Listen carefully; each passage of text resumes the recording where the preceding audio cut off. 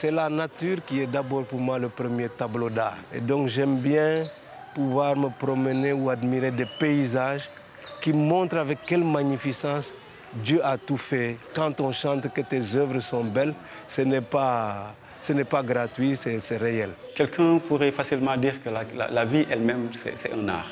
Parce que le peu que nous savons de l'art, c'est toutes les formes que nous avons de nous exprimer en utilisant notre créativité.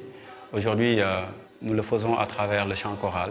Il y en a d'autres qui le font à travers les fresques, d'autres types d'expressions. L'art est un chemin naturel pour la religion, pour exprimer ce que le langage oral ou écrit ne peut pas exprimer. Et de ce point de vue-là, l'Église est pionnière. La religion qui est, comme je dis, un livre qui est ouvert et qui permet aux chrétiens de pouvoir parcourir l'Évangile, de pouvoir parcourir l'histoire de l'Église. C'est tellement vrai qu'il faut venir aux différentes manifestations quand il y a des grandes cérémonies pour comprendre que l'art est bien intégré dans l'Église.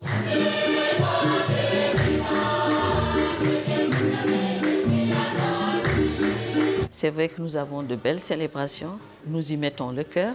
Je pense que c'est différent d'un pays à un autre. Quand vous allez au Cameroun, par exemple, vous avez l'histoire de Jésus, ce qu'on appelle Jésus Mafa, vraiment avec des images africaines.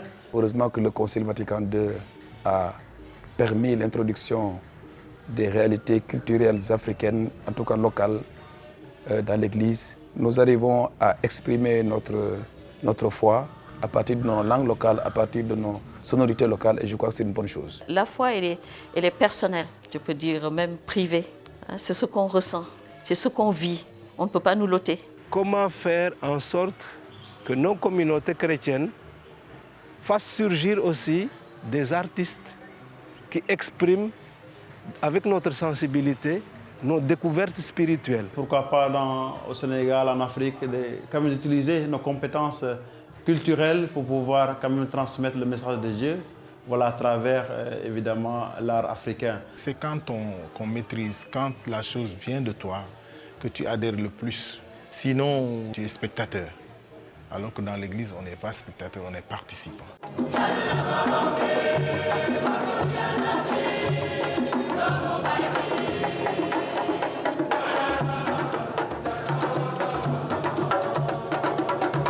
Je pense que c'est une église vivante.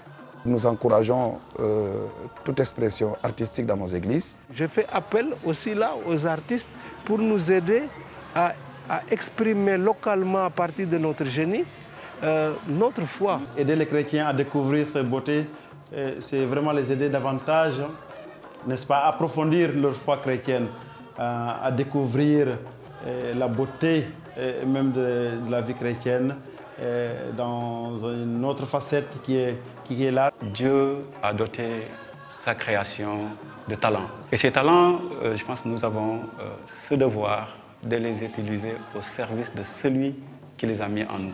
Si on célèbre dans un art voulu par Dieu, alors on peut promouvoir et renforcer la foi des fidèles.